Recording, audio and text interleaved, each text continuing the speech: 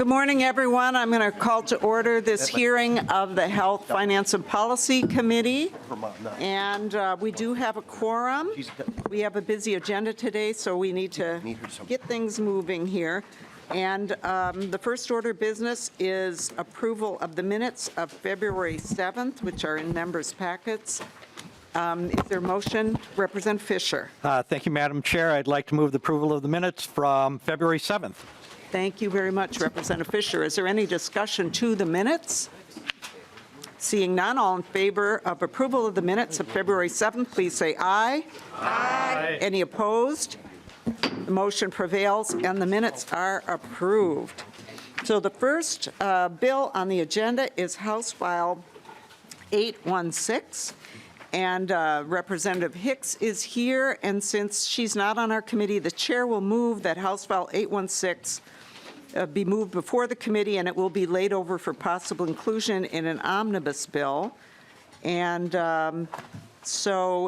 we are, just so members are aware, I think we don't yet have the fiscal note on the bill, so in case there are questions about that. And so if, I suppose, any bill before the committee, it's possible that later on when we get the fiscal note, we might move it separately, but for now our intention is to include it in our omnibus bill. So welcome to the committee, Representative Hicks. Your bill is before the committee, and please go ahead and present your bill. Thank you so much, Chair. Thank you, committee members. I want to start by thanking Chair Liebling for her ongoing advocacy in this space. Currently, people enrolled in medical assistant services are either under a managed care system or a fee-for-service system. And Representative Hicks, sorry to interrupt. In this room, the mics are really soft. If you would just pull it close, that'd be great. Thank you. All right. Sorry. There are specific criteria required to be on the fee-for-service system, such as certification of a disability, SED targeted case management, cost-effective primary insurance, or adoption from the state foster care system. Currently, HMOs and county-based purchasing plans contract with DHS to provide services. The plans receive payment per enrollee. In the fee-for-service model, health care providers bill the state directly for the services that they provide to medical assistance enrollees. I want to be clear that our county-based service providers provide excellent care coordination and superb service to their members. And our MCOs, our HMO plans, offer a product to provide services as well.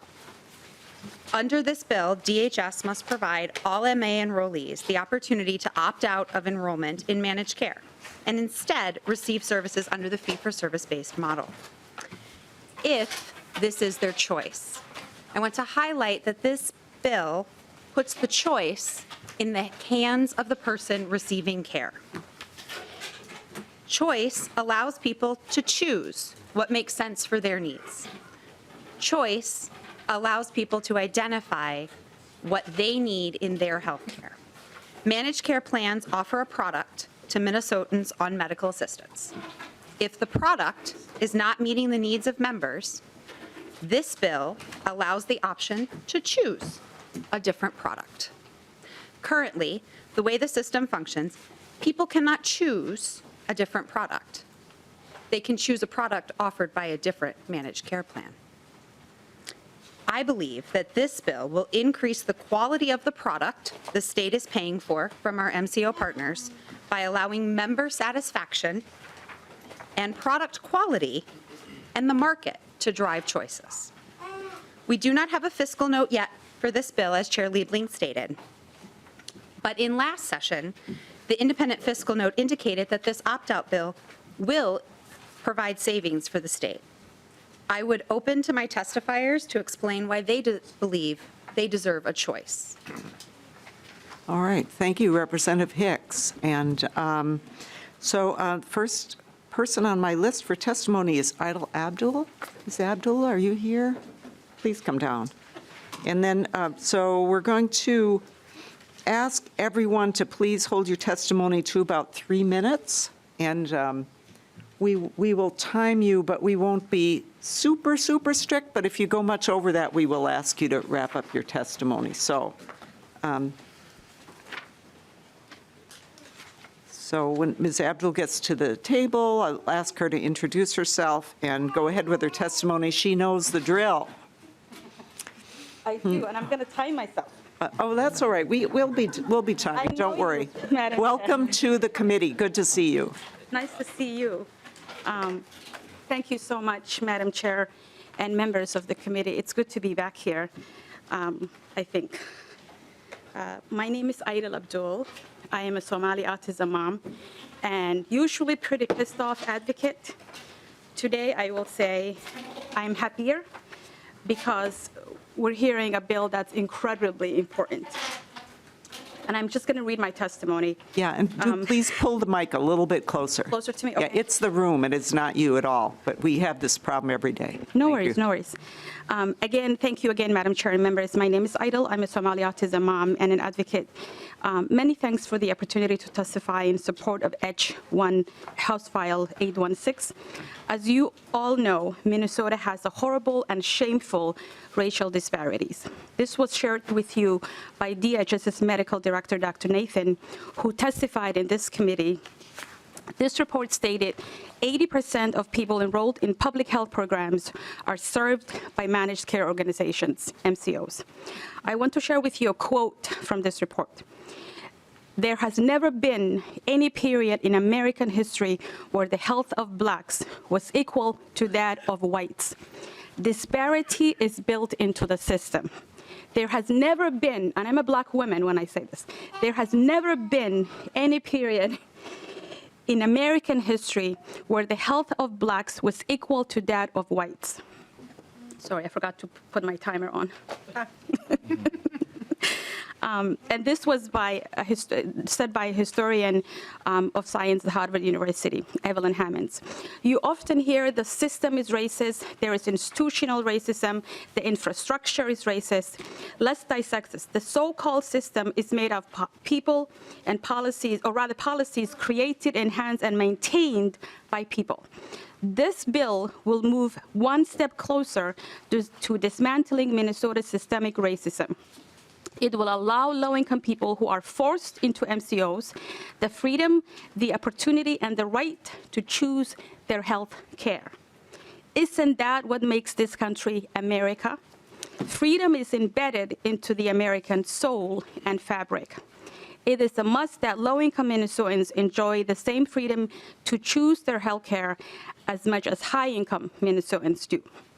Data from DHS tell us that in 2020, 368 children with autism enrolled in MCOs were getting services versus 991 children with autism enrolled in fee-for-service.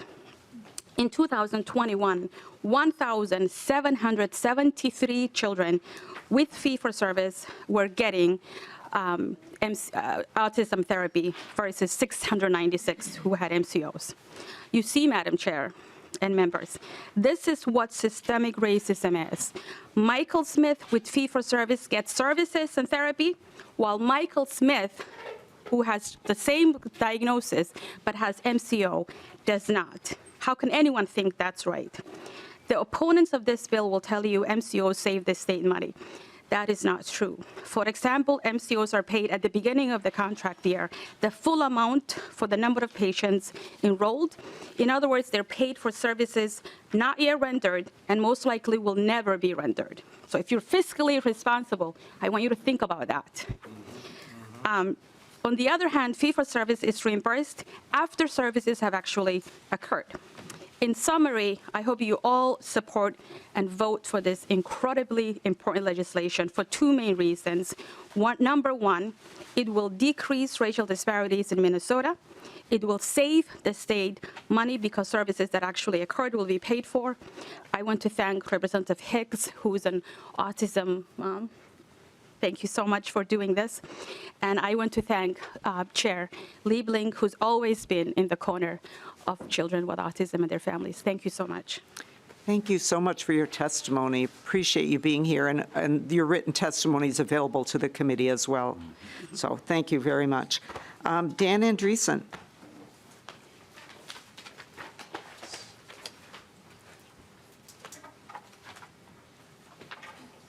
Welcome to the committee.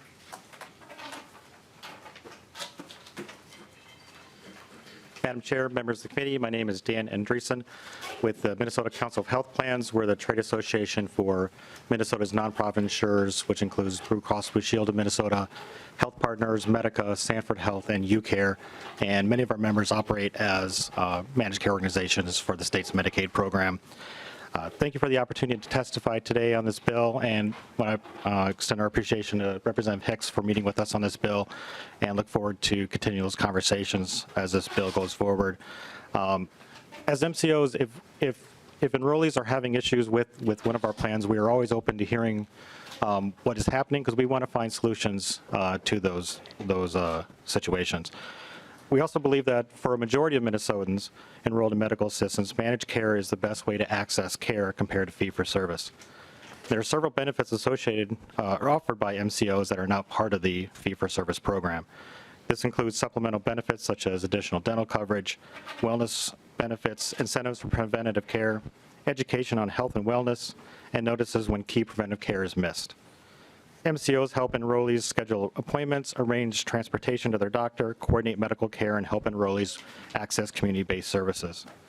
A significant portion of the Medicaid population are seniors and Minnesotans living with disabilities, and care coordination is key for this population, so enrollees are not missing out on care and facing duplicative care. Examples of care coordination is listed in the fact sheet that's in your packets. The option to opt out of managed care is an option for certain Medicaid enrollees currently. And if this is expanded, we are concerned about potential confusion when enrollees sign up for medical assistance, and wondering what entity will be the one to make sure that they provide information to that enrollee to make sure they're making an informed decision about the benefits and impact of their choice. So we should be cautious about setting up a situation where a decision could result in a Minnesotan getting worse care because fee-for-service wasn't the best option for them. So we would encourage this proposal to be analyzed further. However, if it is passed, we would encourage analysis so we can kind of see what happens after passage. Thank you. Thank you, Mr. Andreessen. Next, Omar Jamal.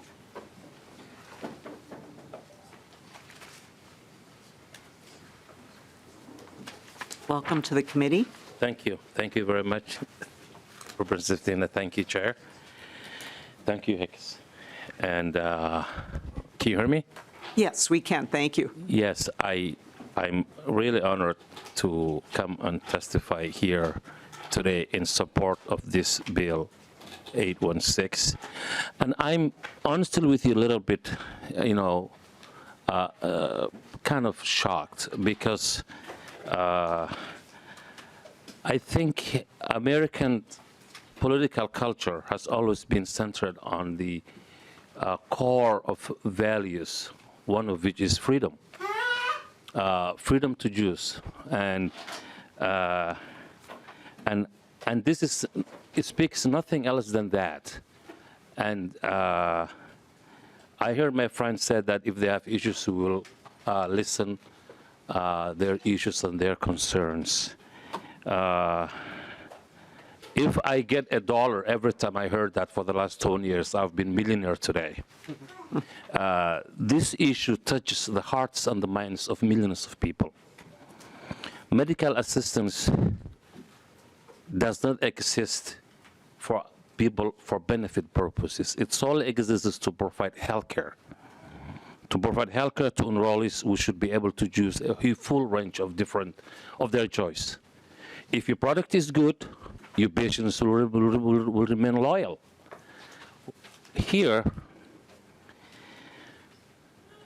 I've seen a lot of people. I've dealt with all these HMOs in my life. I've seen them. I sit them with their offices, beautiful, millions of dollars buildings. I sit across them. I heard them. I listened to them. It's about the powerful and the weak. What's happening here, and it speaks to your own consciousness, to your own moral and ethics. This the fork in the road. Which road will you take? And you are a stewardship of these people over there. You've been elected, and Tina Liebling, even though she's from Rochester, She has been the voice of people everywhere. I've seen her fight. She's a lawyer. She's a MS for health education. She knows, and we go to her office, to her house for issues that we have. And I urge you today, this is way overdue issue. This is way overdue issue. It's not about money. It's about patients, people, sick people. It's nothing else. This should be the center of, if you are saying that we are stupid enough to make any decision, so we will make a decision for you, fine. We will surrender then. You think for us, we will not think at all. But if you think we are capable of making our own decisions, that we can do that on our own, we know what's best for us, we know what's best for our children, we know what's best for our elders. These corporates, believe me, I have documents, documents after documents after documents. I don't know what this country has come to. I don't understand where this country is going to. And I know that. I've worked with Paul Wollaston, God may rest his soul. I've worked with a lot of people. Whether you believe it or not, I've worked with Jesse the Body as a governor. I worked in his office. I've seen all this. And guess what? Now I sit back and say, you know what? American experiment is really coming to an end. The writing is on the wall. Yeah. What are the people we elect in the office are thinking? Mr. Jamal, I have to ask you to wrap it up. Okay. Yeah, and also, if you could, I don't think, Ms. Niedernhofer told me we need you to actually state your name for the record, if you would, and if you have an affiliation. My name is Omar Jamal. I'm a longtime resident of the city of St. Paul. I've seen more than my share of this fight in this state, racial equality, all of that. And I'll tell you, I'll conclude this with simple things. What this bill will do is to eliminate discrimination enforced by the state, if you believe that. Reduce racial disparities, the freedom to choose culturally appropriate healthcare providers, provides good transparency, accountability for taxpayers. Accountability. Accountability. Corporates tell us that, oh, the way we do business is a secret, trade secret. We cannot tell you anything. We keep this. Washington, Hamilton, Madison, Lincoln are all turning in their graves. Top secret, corporate secret. So we will watch and see if your voice will go for the weak, the powerless, or you will empower them more and they will get emboldened and will continue to suffer under your own watch. I want to thank you very much for listening, and I will follow up with this bill. I really want to personally thank Representative Hicks, and Tina's record speaks volume. It speaks volume in the hearts of the minorities. So thank you very much. Thank you very much for your testimony, and I did not set that up, just so everybody knows. But thank you very much for your testimony. Steve Gottwald, I'm sure he doesn't have that same opinion.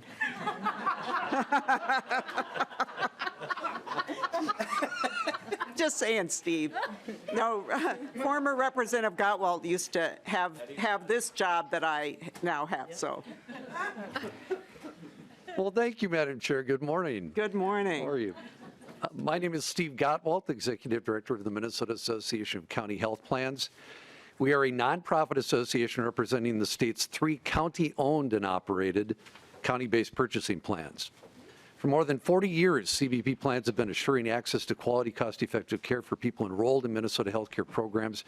Our county-based plans currently serve more than 107,000 public programs enrollees in 33 counties. We respect your desire for meaningful change. In fact, as you heard from Representative Hicks, and we certainly appreciate her support and comments, County-based purchasing is a meaningful change that has improved access and care outcomes for people across rural Minnesota who need and deserve access to quality, cost-effective care. We'd like to support this legislation, but we do have some serious concerns that HF 816, as currently written, will undermine the good work of our county-based purchasing plans and the outstanding results this model delivers in the 33 rural Minnesota counties that have chosen CBP for delivering Minnesota healthcare programs to local residents. A little bit of background. County commissioners started county-based purchasing more than 40 years ago because of the failure of traditional managed care plans to address the unique needs of rural patients and providers. Legislators agreed on a bipartisan basis and enacted CBP into state law in 1997. Likewise, the prepaid medical assistance program began as a response to concerns about fee-for-service MA and a desire to leverage the good aspects of care management, network access, and cost effectiveness. We are concerned that HF 816's PMAP opt-out will erode what the counties and legislature have achieved with the CBP model and would inadvertently harm the access to care public program enrollees need and deserve. HF 816 would disrupt continuity of care management as members could opt out and opt in with different payers. It would deter investment in developing local healthcare infrastructure and capacity that's needed to ensure access to care, particularly in rural areas where this is a really fragile infrastructure. Some providers may decide to no longer serve MA or Minnesota care enrollees, harming access to care for people. As you know, fee-for-service pays less than county-based purchasing often does. We do that with the intent of trying to strengthen the provider network so that people of all backgrounds can have access to the care they deserve. HF 816 would make it impossible to do value-based care and payment in rural counties as the enrollee population would be further split with another payer. This undermines the critical mass of members CBP plans need in rural counties to do value-based care and payment with rural providers. And this is where we've talked with DHS. They would like to see us move towards value-based care, and I think that's the right way to go. HF 816 raises some important practical concerns. When an enrollee is one of our rural county-based purchasing counties and opts out to DHS fee-for-service, who will coordinate well child checkups, non-emergency medical transportation, dental care access, which, by the way, is the best in the state in county-based purchasing counties. There's a reason for that. We do a really, really good job of creating access to care for the people in our counties because counties care. We're stitched to the geography. We take care of the people that we represent. So that's a concern. What about immunizations and other needed services that CBP plans now provide on a locally responsive and accountable basis? How will fee-for-service replicate the close integration of county social services, public health, and other county services that members currently enjoy in CBP plans because we're directly integrated with county services? That's kind of the value-added benefit that you get from county-based purchasing plans. Mr. Gauld, I have to ask you to wrap up. Okay, thank you, Madam Chair. In short, we're glad to work with the author, and we've talked with her about this. We'd like to work with her on some of these things. We appreciate the opportunity to testify on this, and I'd be open for any questions. Thank you, Madam Chair and Representative Hicks. All right, thank you very much. And, you know, no words about the chair from you, huh? That's okay. That's all right. Trying to be respectful, Madam Chair. Just to be clear, that's completely unnecessary. Okay, thank you very much. Next, we have Diane Peterson. Ms. Peterson, are you here? Very good. She's coming down.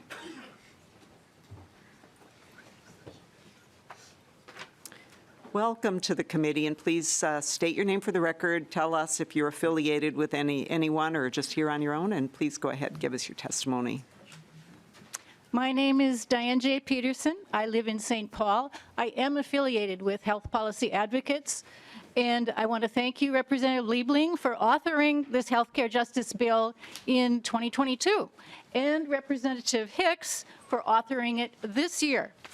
Since 2015, when I co-founded a citizen activist group, Health Policy Advocates, aiming to improve healthcare in Minnesota, the problem of freeing medical assistance patients from managed care supervision has been an issue for me and my fellow group members. At a 2015 public forum, one of us asked District 64 legislators to allow medical assistance patients the freedom to choose their own doctors and healthcare providers. We knew only 25% of medical assistance patients were given that right then, and we wanted them all to have it. We still want this for them. Department of Human Services statistics show that in 2020, 18% of these patients were privileged with the freedom to choose their healthcare providers, but that shrank to 15.3% in 2021. While the state engages in discrimination against the majority of medical assistance patients, it also seems to be reducing the amount of patients who get the freedom to choose. Health Policy Advocates has named HF 816 the Freedom to Choose Bill. It will eliminate an unacceptable unfairness which deprives over 1 million Minnesotans from being able to choose the healthcare providers they decide are best for their situations. It is simply wrong for my tax dollars to maintain a privileged system alongside a non-privileged system in public health programs. I ask you to end the state-imposed discrimination against the majority of medical assistance patients by voting for House File 816, restoring the freedom to choose their preferred healthcare providers to all medical assistance patients. Thank you for hearing my testimony. Thank you very much for your testimony. Thanks for being here today and for all your work on this issue. I've been at it even before 2015, but it was in 2015 that the discrimination against medical assistance patients was uncovered by a friend of mine who had been under the care of an MCO, and she fought long and hard to get onto fee-for-service. All right, thank you so much. That's the end of my list of testifiers who signed up. Is there anyone else in the audience who wishes to testify on the bill? And I'm not seeing anyone. Are you seeing anyone? No. So we'll close the testimony then, and we will go to discussion. And first, we have Representative Quam. Thank you, Madam Chair. And the calls for improving the health care disparities, health care outcome disparities on this bill, I hope would help us to also look at PGX, individualized medicine, so we actually get the right treatment and medicines to the individual instead of what the average person would do best with, because we all know people are individuals. In the testimony, they're saying that there's no savings from the managed care organizations. I've sat in this committee many years ago, and there was an occasion of where millions and millions of dollars were returned. It's memorable because it was being called a donation back to the state, and the feds said, no, that's a refund, and we ended up having to give the feds their portion back. So when we look at this, have the merits on all sides considered. I like the county-based because when we're budgeting and looking at the costs, it's not an open-ended expenditure of where we discover, that there's 10% more expenditure than we had thought with the fee-for-service. If we expand the fee-for-service, and I'm not against that, we also have to look at the effects it may have in different locations, because the fee-for-service is often pennies on the dollar. And a lot of our rural health clinics and facilities, we have to look at the viability. So if they close, there's a lot of driving, and sometimes in the winter, It's not easy to go the extra hour or two to get somewhere.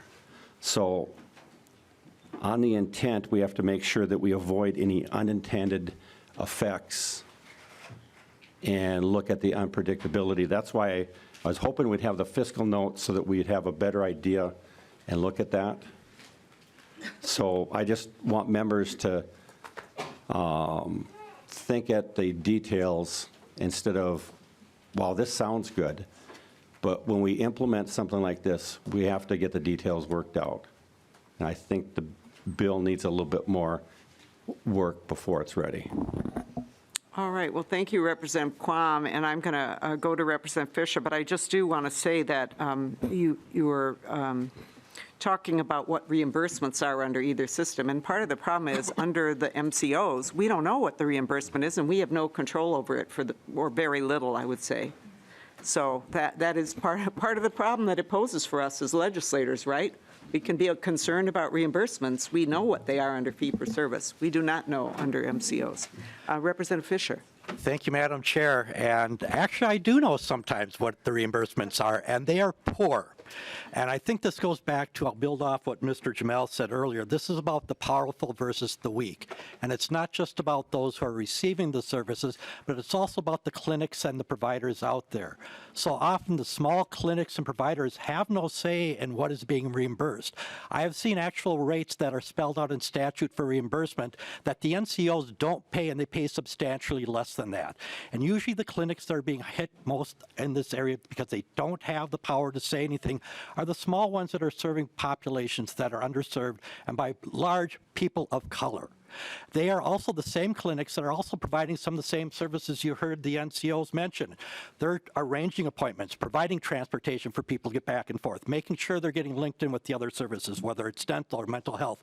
A perfect example, our federal qualified health clinics does a lot of work in this area, and so often the companies make it so hard to get reimbursed for services that some of the money that's being returned is because the services were provided, legitimate services were provided by the clinics, but the insurance companies threw up barriers so they didn't have to pay them out.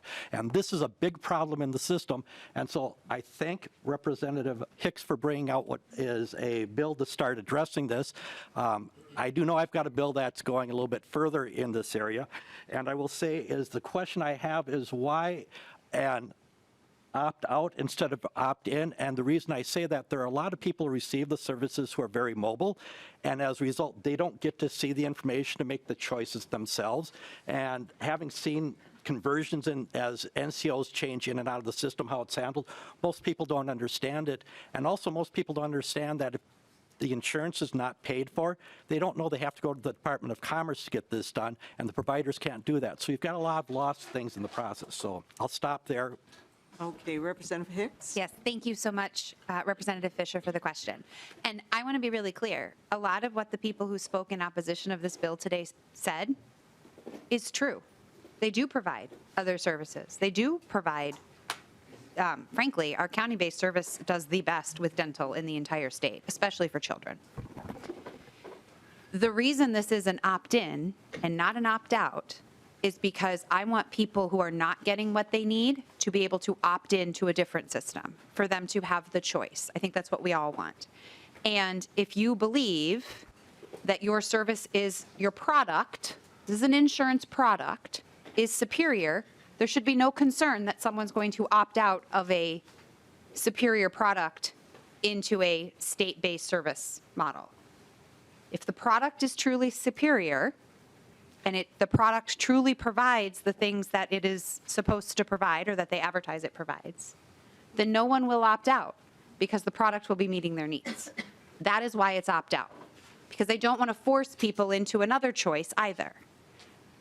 Opting in puts people into our system and says you must choose something else. And they may not know how to, they may not have the skills to, they may not understand that like this covers this and this doesn't. But if it's an opt out, they are aware that the system isn't working for them in some way, and they are choosing something else.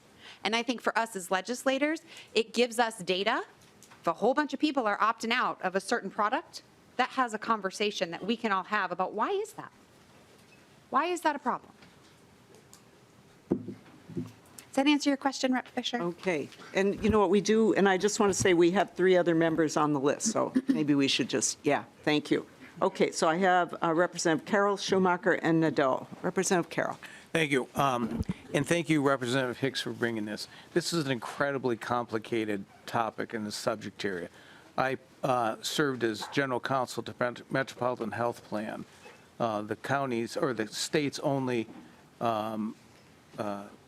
health plan that was certified by the Department of Health as a political subdivision. It's separate from county-based purchasing, but it's similar to. So I appreciate what you're trying to do here. I'm concerned that by doing so, you will unravel unintendedly the complex fabric that is our healthcare system in this area. So I think you could end up pulling a thread that could just dismantle the entire system unintendedly. I think this is worthy of further study and, insight, and I would be happy to work with you on that. I was impressed as serving as general counsel to Metropolitan Health Plan for 15 or so years, the array of services provided to folks in public programs, and the care navigators and all the infrastructure that helps support them. And I appreciate there may be differences out in greater Minnesota as opposed to the 7-county metropolitan area where MHP operated. But I appreciate you starting this conversation. I'd like to work with you. So right now, I think we should take a pause on this and further explore it. Yeah, But thank and you for doing that. Representative, the bill is actually going to be laid over. Okay. So we're not voting on it today. It's going to be here, and I'm sure that Representative Hicks would be happy to work with you to hear, get your insight. Thank you, Chair. Right. Okay, Representative Schumacher. Thank you, Madam Chair and Representative Hicks. I had a series of questions, but I think most of those will be answered whenever a fiscal note gets presented and we hear this bill again. The one question I did want to ask today, and really just more of a clarification or a restatement with this, is we heard the testimony about dental access, and Representative Hicks, you responded before that that's just a choice that people have to make, and if they want to keep the dental access that's provided under the MCOs, that they should choose to stay in the MCOs. Then is that, did I understand you correctly when you stated that? So thank you for the question. So what I'm saying is that the fee-for-service system is also not perfect. It is not where it needs to be. That is completely not, it needs work, particularly in children's dental, particularly in medical transportation. There are huge holes in that system as well. But there are also holes in the other system. And what this does is give people a choice while we as a legislative body continue to work to fill those holes. Waiting until we have created and filled every hole to give people a choice is not, in my opinion, an appropriate solution. And that is why it is an opt-out, not an opt-in. I don't think we should force people into another system. I think we should simply give them a choice as to which system meets their needs. Representative Schumacher, Okay, follow-up? thank you, Madam Chair. Okay, Representative Nadeau, and then Reyer, and then we're going to lay the bill over. Representative Nadeau. Thank you, Madam Chair. Thank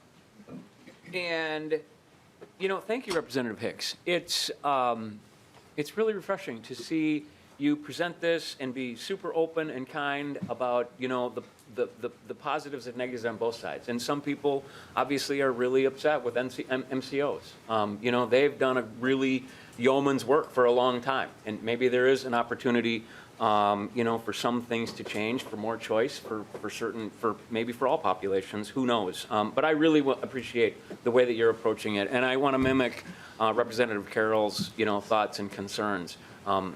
In my county, there is an incredible integration with social services that the county delivers, to these populations, and I think it's vital that we hold those and use those as an example. Not all counties can be like ours, but it's an important. The question that I had I'm concerned with is DHS's capacity to deal with more fee-for-service clients. That has a tendency to be a bottleneck right now. And if all of a sudden there's a significant number of folks who decide to go through there, the counties deal with it from the MCO standpoint. We're the ones that teach and help integrate those services. If they go to fee-for-service, that's on DHS's. That's DHS's responsibility. And how do you think that they will deal with that additional capacity? Or is there somebody here that from DHS that could answer that? Representative Hicks? So if the DHS folks want to come down, they're welcome to, but here's what I will say. The fee-for-service network is already built. It already exists. Those providers are already enrolled. So when someone moves over for fee-for-service for any of the reasons that I listed that are already outlined in statute, right? Adoption out of foster care, certified disability, they get on Social Security, they become certified through the state system, right? The SMRT process, or they access targeted children's mental health case management under SED. Any of those things will trigger a move to fee-for-service. That move happens in the system through the financial worker checking the box. If it's certification of disability, they move from medical assistance low-income adult to medical assistance DX. In the system, it is MA-DX. That move over is within the system. And then for the person, when they go to their medical provider just changes who they bill. Instead of billing Blue Cross Blue Shield, they use the DHS fee-for-service system to bill the claim. And they bill the claim outlined within policy of DHS. Processing of the claim is automatic and electronic. Technical assistance is provided to providers on all fee-for-service medical assistance claims and would be in the same manner. So for the person or for the provider are we concerned? Person. So their system, when the bill has some outlines about making sure that folks get the counseling, right, to identify if this makes sense for them. And then if they move to that system, then they would just go to their doctor, and instead of presenting their Blue Cross or their UCare or their health plan, they would submit their Medicaid white little card that has their PMI number on it, and the provider would bill fee-for-service just like they do for every other fee-for-service provider or fee-for-service patient that they serve. Okay, Representative Nadeau? Thank you, Madam All right. Chair. So just so you don't think there's going to be an impact on DHS at all? Well, Representative Hicks. I can't speak to that specifically, but they didn't have any technical assistance of concern at this point. That may change. Yeah, and let me just say that when we get the fiscal note, we'll have further discussion. So, Thank you, okay. Madam Chair. And I'm just Yeah, going that is to, a missing piece. I'm going to call on Representative Reyer, and then we are going to lay the bill over. And as I say, I know, but Representative New Brindley, but I did say before that was going to be the last person. And if you have something really short, but we do need to move on to other bills, and we will be bringing this back. So if you tell me you just have some short clarification, but we need to move on. I have a short clarification. Okay, then I will get to you. Representative Reyer. Thank you, Madam Chair. Thank you, Representative Hicks. I just want to make a comment, actually, so I will cede time to Representative New Brindley, and gladly so. I just want to say that I think that it's great that we have this bill before us. I think that it's essential as we move forward that we are looking at ways to make some structural changes to our healthcare system that benefit groups of people and do it in a way that is something that we can measure later. You spoke of being able to track and maintain, and I appreciate that. I appreciate taking action rather than saying we need to keep studying, we need to keep thinking about it, and delaying change. So I just putting in a voice for my support for this piece of legislation. Thank you. Thank you. Representative New Brindley. Thank you, Madam Chair. First of all, the old fiscal note expressed that there's an assumption of about 100,000 people moving over to fee-for-service, which is significant. And DHS has expressed, certainly in other committees, that they have a significant problem with staffing and employees right now. So there is some concern there. My question, though, is I've looked through the bill. Are there qualifying events for when someone has to choose fee-for-service versus the managed care option? Or is this something that can happen outside of the open enrollment period? And if that's the case, what are the assumptions, concerns about churn, moving in and out of this system? All right, well, that doesn't seem like a short clarification, but what I'm going to do is ask Representative Hicks to address that and then make her closing comment, and then we're going to lay the bill over. So But maybe we please should go have ahead. fewer third reading speeches and more questions. Well, we're going to bring the bill back. Representative Hicks. Thank you so much, Chair, and thank you for the question. So in Medicaid, there isn't an open enrollment period because, as we heard in our other committees, recertification happens on a rotating calendar. So in theory, people could opt in and out. However, what I will tell you is that I don't believe that to be the case. People typically only seek a change when something's not working. And I trust people to use their knowledge of their personal situation, their children's situation, to make the change and make a different choice when that choice is necessary. We've heard a lot today about all of the things that are provided in different systems, are not provided in distant systems, where all the holes in the system exist, and those are all true statements. All this bill does is seek to give the choice to the person to identify which flawed system makes the most sense for them and for their family. That's it. There's all kinds of holes in our healthcare system across the board. We aren't going to fix that with this bill. It's not the goal. The goal of this bill is to put the power in the hands of the people whose health is being affected by who is administering their healthcare program. It is that simple. If you believe people should have the choice to choose what makes sense for their health, this is that bill. I appreciate the committee's willingness to talk. I appreciate all of the diverse perspectives. I did not come to fix the healthcare system today. What I did come to do was create choice for people who are utilizing our system. Thank you so much, committee and chair, and I am happy to see this laid over for further discussion. All right, thank you very much, Representative Hicks, and the bill is laid over for possible inclusion. Next on the agenda, Representative Reyer, House File 239, and Representative Reyer moves that House File 239 be laid over for possible inclusion, and there is an A1 amendment, and I think Representative Reyer, is that your amendment, and did you want to move it? Yes, I'd like to move the A1 amendment, please, Madam Chair. All right, so Representative Reyer is moving the A1 amendment to get the bill in the shape in which she would like to have it discussed. Representative Reyer, did you need to tell us anything about the amendment before we adopt it? Thank you. No, Madam Chair, I'll address it in my remarks. All right, so all in favor of adoption of the A1 amendment, please say aye. Aye. Any opposed? Motion prevails. The amendment is adopted. So Representative Reyer, to your bill as amended. All right, good morning, Madam Chair, committee members. I'm glad to be here today. I'm here to talk about House File 239, which provides reimbursement for residential pediatric hospice services. While the bill language sounds dry, it's a matter that touches at the most heartfelt need of any family whose child may need these services. As background, in 2016, the legislature passed licensing language in a bipartisan manner that allowed for the first ever hospice, respite, and palliative care center for children in Minnesota. We have one of only 3 facilities like this in the country.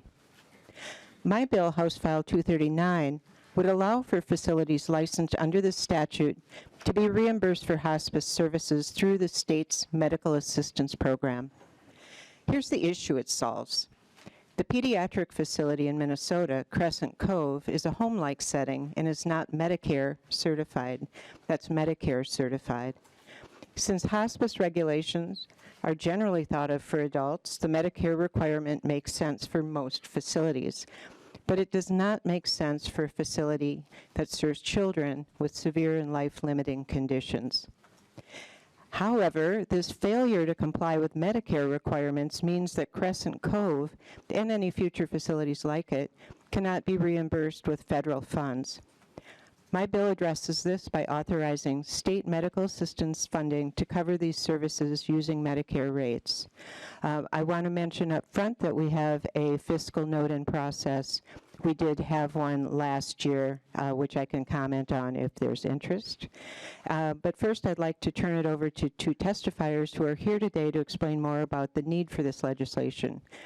First, we'll hear from Katie Lindenfelser, who's the founder of Crescent Cove, followed by Carrie Edberg, who will talk about her family's experience.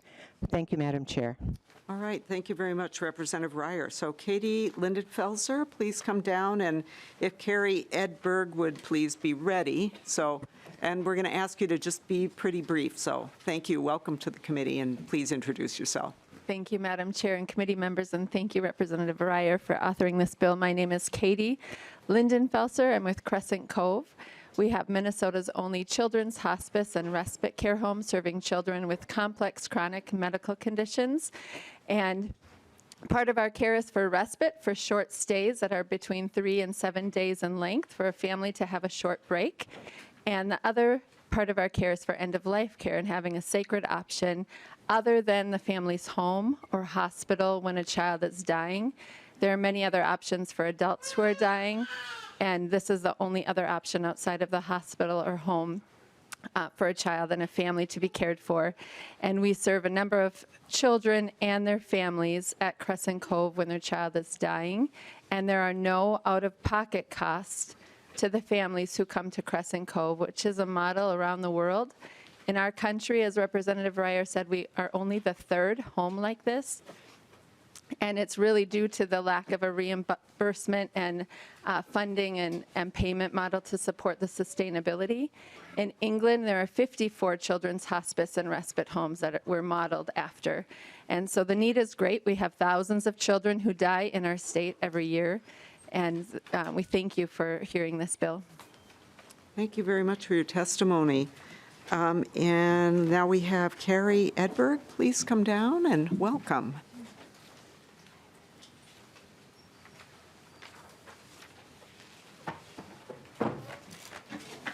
And please go ahead and introduce yourself. And Hi, give my us name your is remarks. Carrie Edberg, and I totally support Crescent Cove and wish there were more places that are open.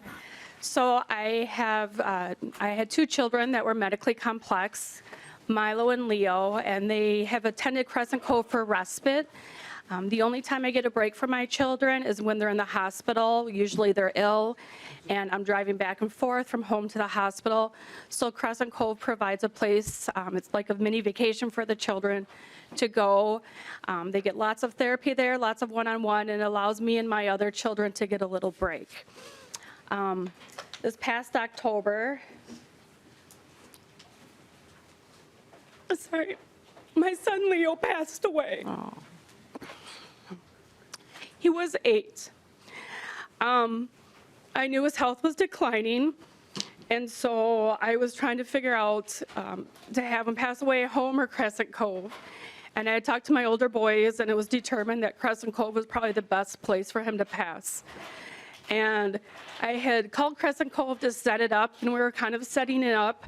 And then on a Friday, he started having seizures that just we could not stop.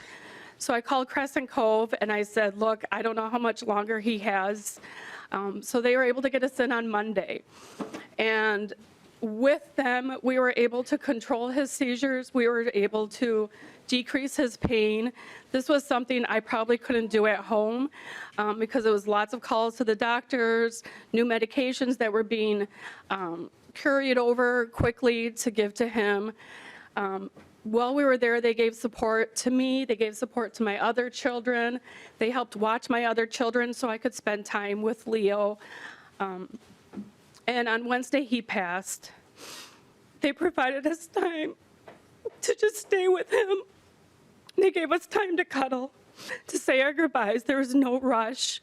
They did a beautiful honor walk with him when he had to be wheeled out. The stuff they provided for me and my children is something I can never repay. After going through this, there's no way I could imagine doing this in my house by myself And I didn't want to be in a hospital setting because we spent a lot of our lives in the hospital setting. So having Crescent Cove in this beautiful area and all these staff there to provide care for our family was just greatly needed. And like I said, this place needs to be supported. They need to get reimbursed for what they do because it is life-altering for us families who have lost children. So thank you. Well, thank you so much for your testimony. Thank you for making the effort. It's not easy to come down here with your child and sit and wait, and we really do appreciate it. Thank you. And we're so sorry for your loss. So those are the two testifiers on the list. Is there anyone else in the audience who wishes to testify on the bill? Not seeing anyone. So Representative Reyer, closing comments. And again, I should note that this also is going to be laid over because we don't yet have a current fiscal note. Right. So but we're expect that probably, hopefully soon. So Representative Reyer. Were there any, Madam Chair, any questions from the committee? Sorry, I didn't ask that, did I? I'm kind of in a hurry here, but let me, all right. Well, I didn't see anyone on the list, so, all right, Representative Nadeau. I'm going to go really fast, Madam Chair. And my question is Crescent Cove, are they an unlicensed facility? Is that why they can't tap Medicare?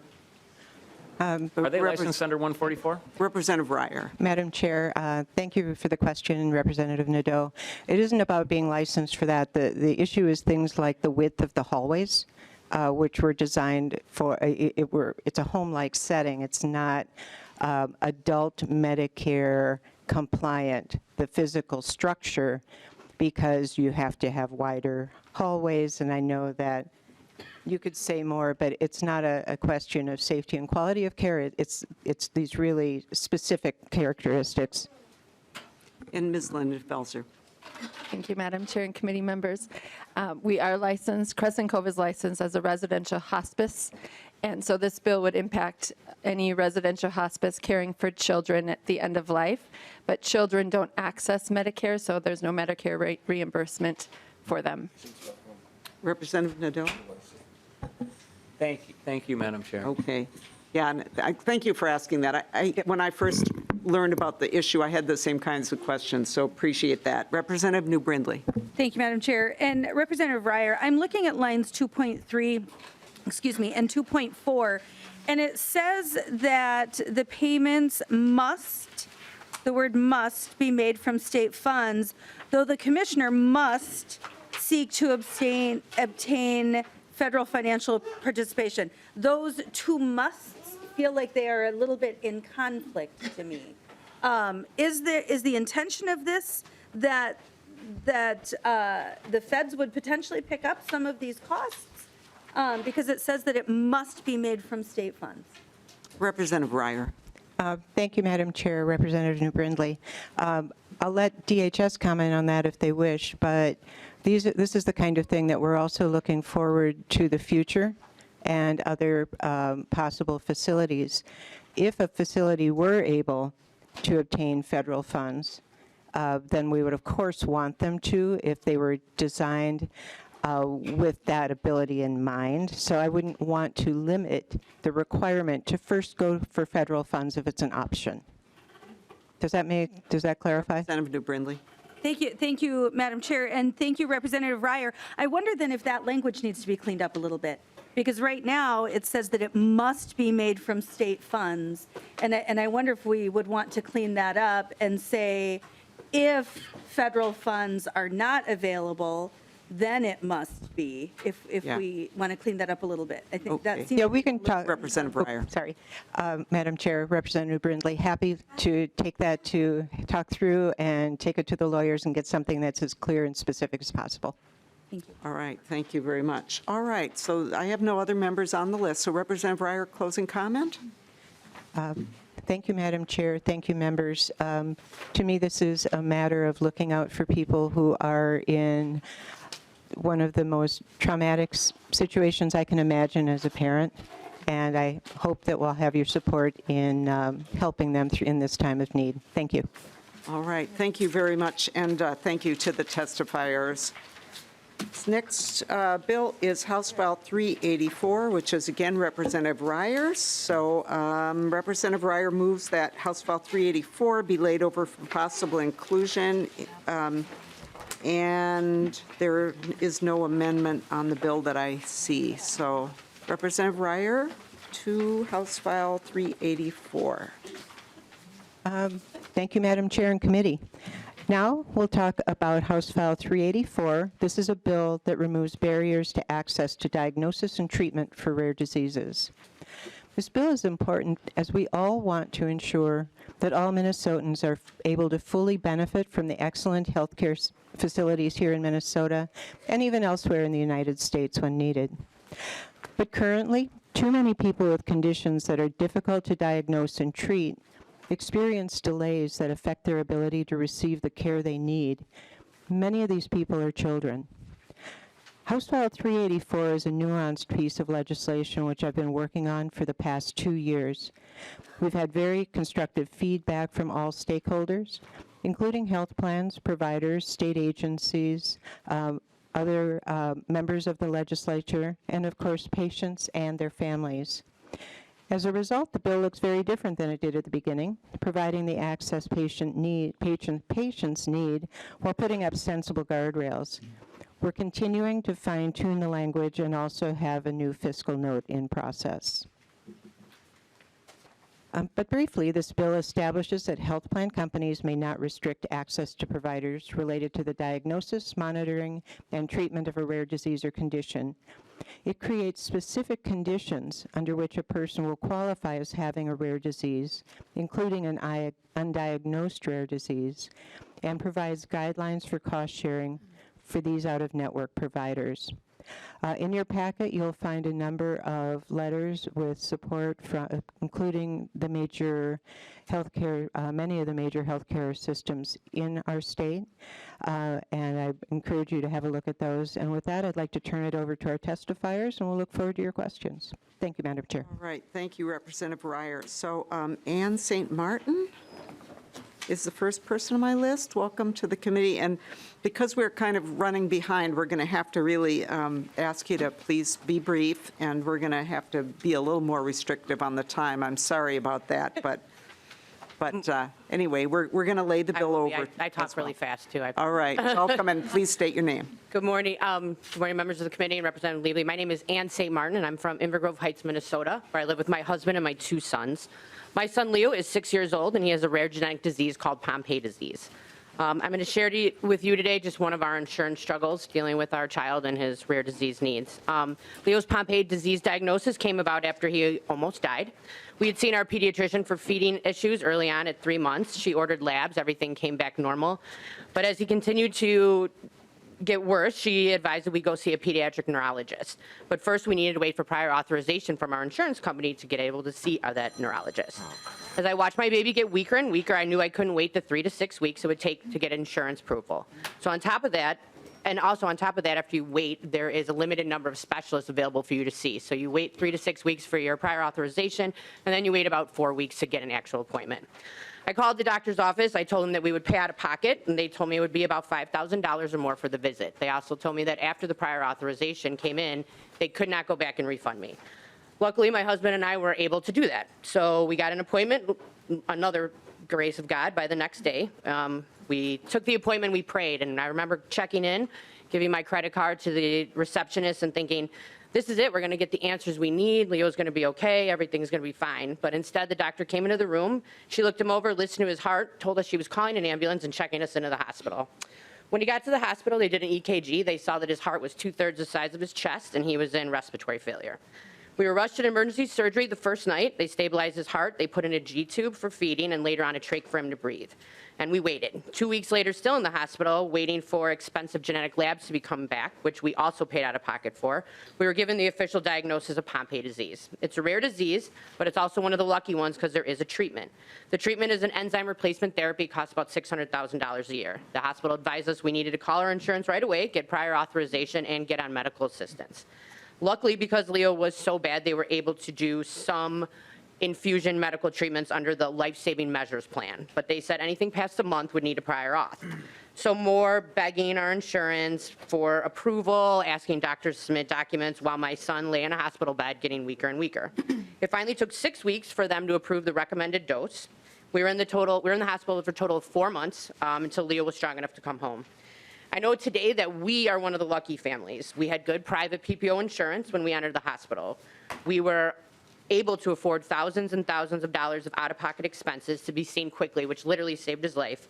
We were told later on by one of his doctors that if we would have had waited for that initial neurologist appointment for 6 to 8 weeks, that he would have died of heart failure at home.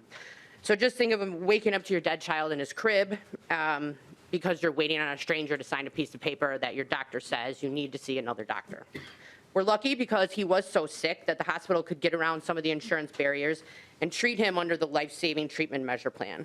We were lucky because we were physically located in that hospital. We had access to doctors daily. We could bother them, get them to submit documents. But the person who wasn't lucky was Leo. In those 4 to 6 months while we waited for appointments, diagnosis, and medicine, he lost the ability to walk. The glycogen had built up in his outer skeletal muscles, taking away many of the things that 6-year-olds today can do. Today he's in a wheelchair. He requires intense therapies to be able to sit up, dress himself, and do most things kids his age can do. We did apply for medical assistance through the TEFRA program. So we have a secondary insurance that helps us when our primary insurance will deny treatment. If insurance barriers for rare disease children were not so complicated in the state would save money in the long run. If you invest early at getting these kids proper diagnosis, treatment, you will have healthier patients who need less assistance from the state. If you invest and you give them access early on, you save their life and many times stop the development of permanent symptoms. You would save money on the cost of families like myself who have to apply to the medical assistance program even when we have primary coverage because our primary coverage denies treatment. The state would save money by getting these patients treated and diagnosed early, which slow the disease progression and the need for facility care, nursing support, long-term hospitalizations. So as a parent and a citizen, I'm asking you to support this legislation. I want the rare disease kids who come after Leo to have access to a knowledgeable provider. I don't want financial standing of a family to determine how long you have to wait to save your sick kid. Yeah, I have to ask you to wrap up. Okay. And most importantly, I don't want insurance companies to not stand in the way of a child's life because it needs a prior authorization. So thank you for your support of All right. HF 384. Thank you very much for your testimony. Dr. Tim Fema?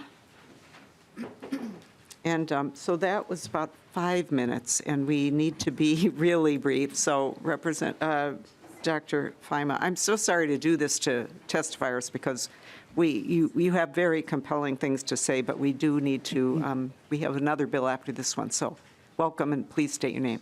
Thank you. Thank you, Chair Liebling. My name is Tim Fima. I'm a child neurologist at Gillette Children's in St. Paul. And I'm 4th generation Sandstone in Pine County, too, but that's not here today.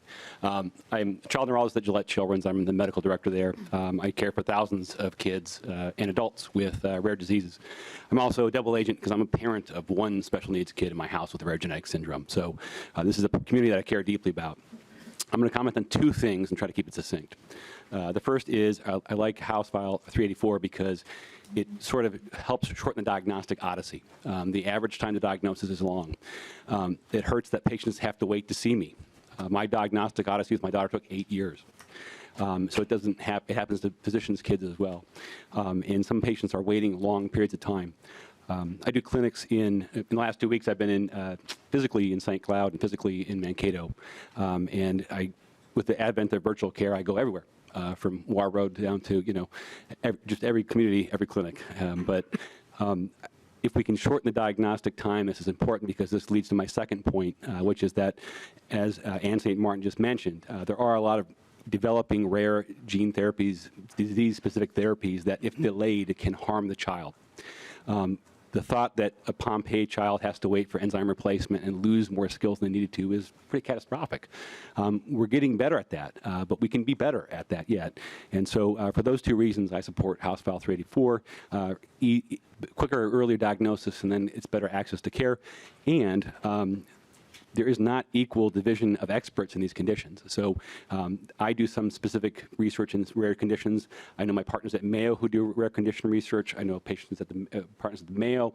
We all know each other, and we send each other the patients that need to be in the right spot. We sort them to where they need to be because we're not all experts of all rare disease. There is geographical divisions and who does what expertly. So for that, I'm open to more questions. I hope that was succinct enough, but thank you for your time. Great. Thank you very much. Thank you for being here. And we have Sheila Grabowski.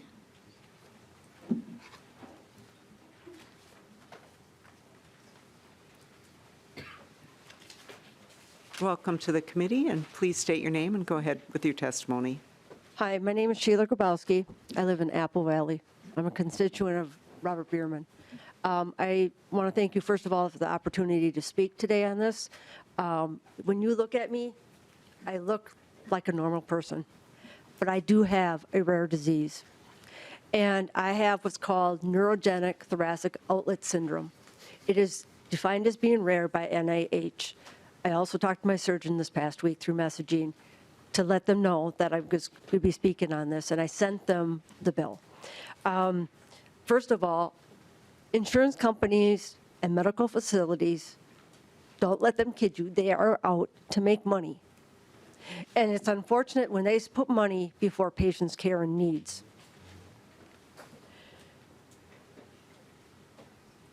Now, neurogenic thoracic outlet syndrome, it's NTOS, if any of you want to look it up. I have actually all the documents here that was published by my surgeon, Dr. Robert Thompson, down in St. Louis, Missouri. He actually wrote the medical textbook.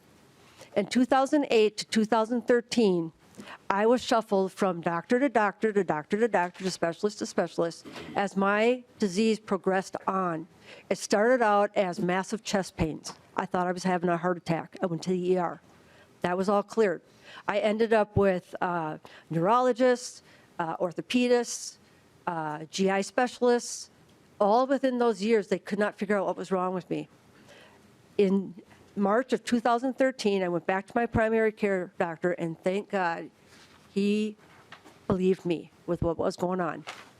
We sat down, went over all the symptoms, and the last symptom I told him was tingling in my ring finger and pinky. Classic sign of TOS. He goes, I know what it is. He said, but we have nobody in the state of Minnesota who can help you.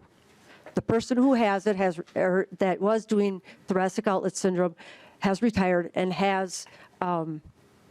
is incapable of being able to help you. We as a team need to find somebody. I went online. At that time, there were only 5 specialists in the United States that handled neurogenic thoracic outlet syndrome. And he was a vascular surgeon. The closest one was in St. Louis, Missouri. Now I believe there are 8 total in the United States that work with patients with what I have. I did have surgery in 2013 where they removed my first rib and opened up and decompressed my area in the brachial plexus here. And they also did a pec minor release, which opened up the area for the nerves to flow freely. I had to have resurgery. I had it last September. I exhausted all my options. I had to fight tooth and nail, not the first time around with the insurance company, since 2018. And I ended up needing surgery again because I lost the ability to go in for trigger point injections every 6 weeks. The medical facility and insurance company that I work with told me that they don't deem TPIs, trigger point injections, as a medical solution. I ended up having to upgrade on my pain medication, and I also had to upgrade on going to physical therapy once a week. Had I had opportunities without begging and pleading to get trigger point injections every 6 weeks, I don't think I'd be on the opioid dose I am today, and I also don't think I would have had to have surgery again. So I'm going to end there, but I just want to let you know that this bill is significant to people like me. And I appreciate, Representative Liebling, your time with the intractable pain bill last year. You were so gracious in responding back and forth to me during a pretentious time when you guys were going back and forth with it. And I appreciate your support and Robert Bierman's support as well. Thank you. So thank you. Thank you for your testimony. We have Representative New Brindley on the list, and then we're going to I'll let Representative Murphy, and then we're going to lay the bill over. So Representative New Brindley. Thank you, Madam Chair. If I may. Oh, and interrupt I'm just for 1 sorry. minute. I have 34 documents, pages of documents. I told Josh, we're Okay, not going to do that. If anybody wants to look at it or talk to me, please. Okay, thank you very much. And you know what, and I'm sorry, Representative New Brindley, I should ask first if there's anyone else who wishes to testify on the bill. Okay, not seeing anyone. Sorry about that. Go ahead, Representative New Brindley. Thank you, Madam Chair. And I'm just trying to make sure I understand how the different pieces of the bill interact. And it looks like under paragraph B that that specifically relates to sort of the diagnostic process, and there's this 60-day window where they need to move into a qualified in-network person, and then after that, this bill wouldn't apply if they don't actually have a diagnosis of a rare disease. But then my question is, once they do have that diagnosis, it says, no health plan company may restrict the choice of an enrollee. And my question is, would this then apply, I spoke to the folks at Children's, and I really appreciate that. Frankly, I have a brother who spent half his childhood at Children's Hospital. So I really appreciate, in theory. My question, though, and my concern would be, and maybe there is additional stuff that we could do, my concern would be, would this then allow a patient to choose, let's say they've heard about a facility in California that they think would be really great, even though we do have options here in Minnesota at Gillette or Children's, would this language require that that the insurance companies would pay for those services in California, for example, even if they were accessible here in the state? Representative Reyer. Madam Chair, Representative Brindley, yes, and there is language that controls the cost sharing. So in theory, then it wouldn't matter to the health plan because they wouldn't be paying a different level of cost for those services. If someone went out of network in California or out of network in Minnesota, they're still, for these conditions under these limited circumstances, are allowed to go out of network.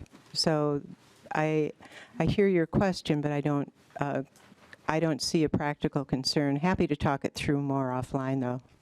Representative New Brindley. Thank you, Madam Chair. And perhaps I misunderstand the cost sharing. My understanding is that the cost sharing would limit the patient's responsibility via coinsurance, co-payments, whatever that may be. And perhaps this isn't, maybe this is a question for the health plans, and maybe they have no interest in getting involved here. But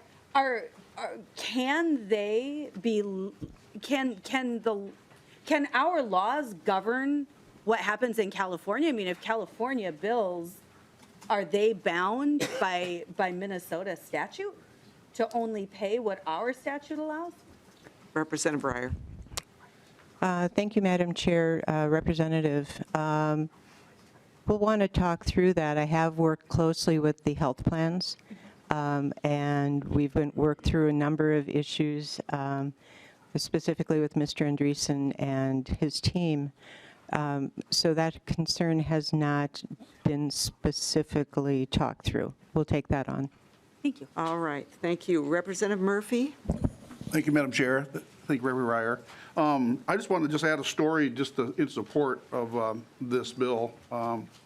My family had trouble with seizures, so I had 5 kids, and 3 of the 5 had seizures. And my oldest boy, when he was 7, we got a lot of local opinions about his seizures, and basically they said he would grow out of them, and we just got a lot of different options. But it was great to have Mayo, because we found our way to Mayo. It was a little bit of a process to get there. We didn't know that when we got there. They said, no, anybody can come to Mayo. But it was a little difficult to get there. He was always medicated. Mayo said when we got there, they said, thank you for bringing him here. He was 7 years old, and his roommate at the hospital was a 20-year-old. And his conditions were a lot different. He struggled every day with his seizures. So we got treatment there. We had world-class diagnostic. We had world-class surgeon. We had the top-rated surgeon in the world. And I just want to say that that treatment stopped his seizures, and today he's a mechanical engineer with SpaceX. So anyway, it's great. I like what you're doing here, and I think we need to be able to take those options especially in this kind of case, for sure. Wonderful. Well, thank you so much. Representative Reyer, final word on the bill, and we're going to lay it over. Yeah. First of all, Representative, thanks for sharing your family story, and it's wonderful to hear such a good outcome. I would just encourage everyone to come to me with questions. We are still in the stage of working through details with the agency, with the health plans, and we want this to be an excellent bill because it's an excellent purpose and it needs to get done. Thank you. All right, thank you. And with that, House File 384 is laid over for possible inclusion. And our final bill is Representative Acomb, House File 390. And Representative Acomb's motion is going to be that House File 390 be re-referred to the Committee on State and Local Government Finance and Policy. So with that, and then there is an amendment, the A2 amendment, and I just wanted to see if members check your packet if you want to look at the amendment just to make sure you have it, because I think it may have been in some packets, but maybe not all. So you should have it. Let us know if you do not. And so I think Representative Acomb wanted to move adoption of the A2. Is that correct, Representative Acomb? Is there anything you want to tell us about the A2 before we adopt it? Do you need to tell us, or is that just put it in the shape you want to have it just put the bill in the shape that we want to consider it, and we can talk about it in terms All of right. the whole bill, I think. Very good. So Representative Acomb is moving the A2. Any discussion? All right. All those in favor of adoption of the A2, please say aye. Aye. Aye. Any opposed? The motion prevails. The A2 is adopted. So to your bill as amended, Representative Acomb. Thank you, Madam Chair and members of the committee. House File 390 is a patient-focused bill that is designed to ensure complete breast cancer screening that promotes early diagnosis and ultimately saves lives. Here's what we know. 1 in 8 women will be diagnosed with breast cancer at some point in their lives, and in fact, it's the most common form of cancer in women. And we also know that breast cancer is not limited to just women, and that many men are diagnosed as well. Treatment and survival rates for breast cancer have advanced over the last many years, and in large part due to early diagnosis. The importance of early detection is reflected in the requirement by the Affordable Care Act to include breast cancer screening as an essential health benefit at no cost to patients. The goal of this federal provision is to increase early detection, lower cancer treatment costs, and to save lives. The only problem is that for a small percentage of people, the initial mammogram is inconclusive and doesn't say if there is a problem or if there's not. Those patients need additional testing to determine if they need to be concerned or not, and those additional tests can often and do come with large copays to patients that can range from several $100s to $1,000. These copays become a barrier to care and potentially a delay in diagnosis, which we know can negatively impact the survival rates of breast cancer. In fact, treating advanced cancer is often much more expensive, coupled with reduced rates of survival. As a breast cancer survivor myself, I know firsthand how important early diagnosis is, and I want to ensure that all patients have the opportunity to the positive outcomes that I experienced. I just want to touch briefly on the A2 amendment. It was brought to me before the Commerce Committee hearing that we had a couple weeks ago, and it's to address the unfortunate interaction between state and federal law. And it's, let's see, so it impacts the small percentage of high deductible plans that have health savings accounts and that receive a preferred tax treatment under the federal tax code. In order to remain eligible for that tax treatment, the plan has to charge cost sharing for certain services, so that particular small percentage of people would be exempt from the provisions of House File 390 until their deductible has been met. So I want to point out that this bill has been introduced several times and has gone through the Department of Commerce analysis about mandates, and it was decided that it was not a mandate, but in fact a clarification of existing benefits. and that in that report, it was determined that the potential of harm is low and the potential of benefit is moderate because of that early diagnosis. And so with that, I have a couple of testifiers, and I think there's others who want to testify. All right, So- and just to note, we're close to our ending time. We really need to try to end on time. We can go a few minutes over, but I really would like us to try to end. And just to say, members, you have the fiscal note. The fiscal note makes note of the concern that was just fixed with the amendment. So, right? That's right. Okay, very good. So with that, welcome to the committee. Please introduce yourself. Thank you, Madam Chair and members. My name is Amy Koch. I'm here on behalf of Susan G. Komen. Thank you for your time, and I'm here to support House File 390. My Aunt Laura tells the story of visiting my great-grandmother, and they were getting dressed one morning, and she noticed deep scars across my grandmother's chest, and she asked, great-grandmother's chest, and she asked her, and a kid, what is that? And my great-grandmother answered, that's so I can spend more time with you. What my great-grandmother did not know is that the scars ran much deeper than that. The scars would run on her daughter, my grandmother, when she passed away. The scars would run on her granddaughter, my mother, when she died at 64 in 2012. And those scars would be on her great-granddaughter, my sister, after her double mastectomy. However, the good news is my sister caught hers early, and the double mastectomy was preventative, and we were hoping to end this era of scars in my family. An estimated 16% of women screened with modern digital mammography will require follow-up imaging. House File 390 ensures that those women have the required diagnostic screening covered. Family history, anomalies, dense breast tissue, or a previous bout with breast cancer are all reasons that they might need a deeper diagnosis. The Department of Commerce, as you stated, has evaluated this and said it is not a mandate, but simply a clarification. 2 years ago, I had an abnormal initial screening, my second. My family history and body makeup required diagnostic screening. After the ultrasound, I received a bill for over $800. I called my insurance company thinking that I'd been wrongfully billed because screening is covered, and I was told that I only get the initial. For me, this was a surprise, an annoyance, and expensive. For many women, they may not be able to afford the additional screening, and they might skip the very important screening. I have seen the cost and devastation associated with misdetection up close and personal. The tens of thousands of dollars spent on my mom's double mastectomy and the subsequent chemo and radiation. A second round of chemo and radiation because the cancer had already moved to her lymph nodes. Thousands of dollars on a brain scan and the doctor's appointment where the physician told me your mom's brain is full of cancer.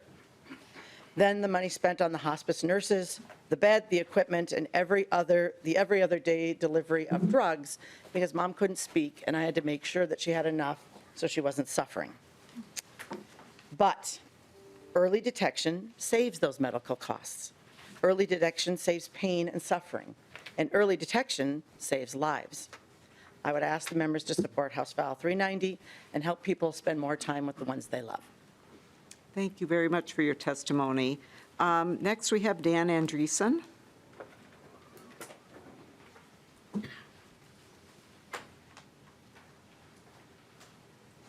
Welcome. Thank you, Madam Chair, members of the committee. Again, Dan Andreessen with the Minnesota Council of Health Plans. I won't cover my talking points that are in your packets. There's a letter there that kind of talks about operationally how this will work. Regarding which markets this will apply to, but also how this will kind of alter premiums and cost sharing in those markets. We do have some kind of questions as to the scope of the bill, which we've shared with Representative Acomb. Right now, it just says any additional diagnostic services, so we just would like to have some clarification as to what that would be. So if this is enacted, how we code this to make sure that this follows correctly. Also, just want to be clear, because I think there's been some confusion in other committees, is these are covered services. So that's kind of the first question, is everything that's in this bill is covered. So the second question is, the medical bills that come from those radiologists, how do those get paid, whether it's all premiums or a little bit of premium and then cost sharing? And I think that's what the bill is looking to address, is moving it all to premium. So just making that clear. And then also just want to address a statement that was in a letter in your packets from Ratus Radiology, where that's a radiology clinic here in Minnesota that's owned by a private equity firm out in New York City. In their letter, they say, more than ever, we must work to eliminate barriers to care, and patient inability to pay should not prevent them from obtaining potential life-saving, cost-saving early diagnosis. We completely agree with that statement. Cost should not be a barrier to care. And if Reyes Radiology and others folks believe that, the best way that they can solve the problem of patients affording their care is lowering their costs. Nothing in their letter states anything about them lowering their costs, and we'd hope that as this bill moves forward, they can find ways from their end to address the situation. Thank you. Thank you. So is there anyone else in the audience who wants to testify on the bill? Okay, welcome. And yeah, please be very brief. We are actually over time now, so welcome. Thank you, Madam Chair. Thank you, members of the committee. My name is Shaniqua James, and I am a program director and a clinical social worker for Gilda's Club Twin Cities. For those of you who are not familiar with Gilda's, we are a local nonprofit that serves people who are impacted by cancer. I've written out my testimony here, so I will be brief. Although Gilda's serves people with all cancers, a large majority of our members have a diagnosis of breast cancer and a story about the barriers they have faced in getting appropriate testing after an initial mammogram. A member who I'll refer to as Tina shared her story about how her original diagnosis of breast cancer was delayed because she could not afford to get the recommended follow-up testing after having an initial mammogram. This was a very preventable delay that led to Tina's late diagnoses and late delayed cancer treatment. Another member who we'll refer to as Janice talked about having to sell her home and move in with her children just to afford her medical bills associated with testing after an initial mammogram as well.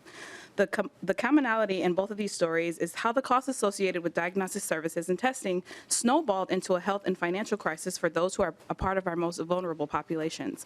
In addition, the lack of coverage for these services creates a disparity within minority communities that are impacted most by breast cancer with high rates of diagnoses, late diagnoses, and mortality.